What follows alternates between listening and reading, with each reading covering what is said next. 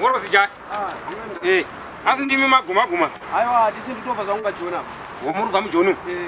Yesoranda tosika mu South Africa. Ai matosvika ndimo muno chaimo mundani. Wo, saka pandingafamba sei kupinda mu South Africa, bosi ndira kupinda mu South Africa. Wo mudopinda mu South Africa? Munofamba makadaisiwa ndi. Muienda nokuko.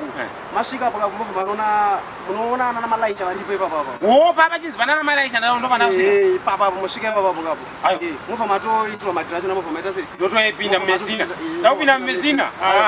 Wona mwana wangu ndotinda nekundipashira kwawaita. Ndotinda wandipashira. Mukuti kudiko mndani.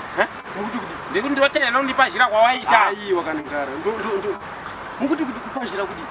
Ani mwana wangu wandipashira ere kuti ndopinda papa ndoona malaicha. Pandondipashira kwawaita ere.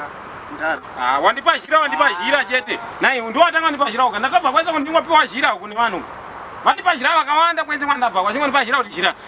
Shira ndiyo. Apo wandipashira ndodai anditi. Ndoroswa vana malaicha. Ndo vandakwiza. Saka ndotenda mwana uno kundipashira kwawaita. Wandipashira.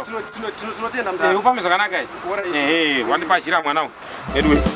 Tiri chifinu hani